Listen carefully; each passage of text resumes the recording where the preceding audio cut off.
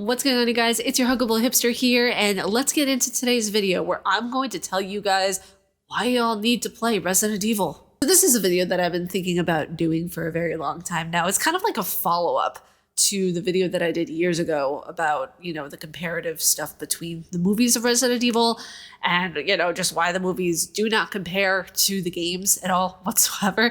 But this video is going to be better edited, better scripted, and just better all around because I'm not a beginner anymore in YouTube.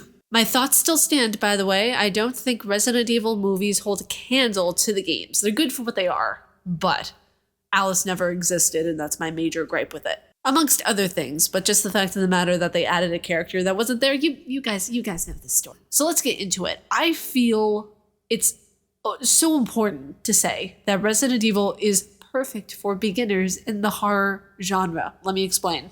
So when you're starting out in horror, you typically want to go with something that is scary, but not too scary that it deters you from the entire genre whatsoever. When I was a kid, my very first game I ever played was Resident Evil Remake that came out in 2002. I got my hands on it in 2003 because my dad wanted to see how the graphics were. So he turned me on to gaming at a very young age. And it became my career. With Resident Evil, there is one thing that it has carried around so much is this cheesy, comedic, well-timed humor.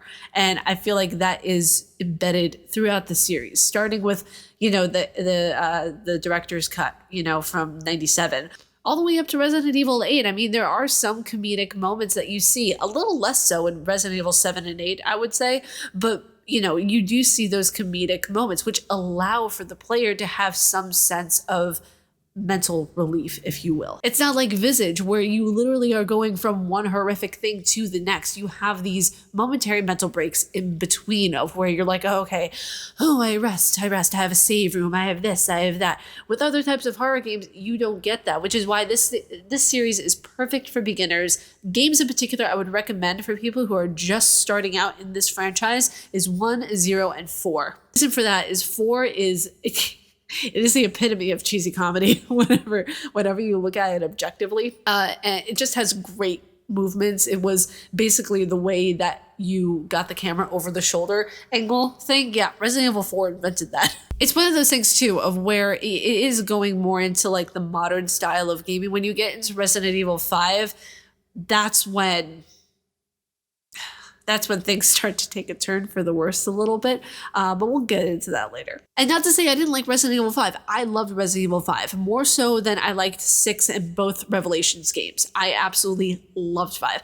But the fact of the matter is that when you're going into a horror game for the first time, you want to see where it started. You want to see its roots. You want to see why so many games emulate it. It starts with 1. It starts with 2. It starts with 4 because 4 has so many mechanics that were taken from that to put into other games. The Evil Within, which is also directed by the same person who directed Resident Evil, Shinji Mikami, it has those same camera angles. It has those same mechanics. It has that same way that it goes about the horror aspect, having some breathing moments, but also having some really intensely chaotic moments. I would say that Evil Within is, even though it's directed by the same person that did Resident Evil, it has more horror-filled moments than, breathing moments, as I like to say. So with Resident Evil, the franchise as a whole, it is just perfect for beginners because you get that kind of breathing moment to be like, okay, I'm in a safe room. Here's Leon making these wisecracks about Ashley. You get those moments and breaks in between. Another reason why you should dive into Resident Evil is because it literally created everything. Literally, it inspired all of the best horror games that we have today. Outlast, The Evil Within, Visage, need I go on? It inspired some of the best games. It also inspired Silent Hill, I think, because Silent Hill 1 came out in 99 and Resident Evil 1 came out in 1996. But there's that. I mean, it inspired so many cult classics that we love and so many horror games and their mechanics and their story motifs. Now, the thing is with all of these games, there are a lot of people who really don't like them. There are a lot of people that really love them. There are a lot of people who are like, okay, I played it, I tried it, it's okay, but it's not my cup of tea, and that's perfectly fine. One thing I will say, though, is that if we didn't have Resident Evil, we wouldn't have half of the horrifying games that we do today. Objectively speaking, we wouldn't have the types of mechanics we do, and we wouldn't have the types of story motifs, we wouldn't have the types of psychological impacts for our characters. There would be none of that.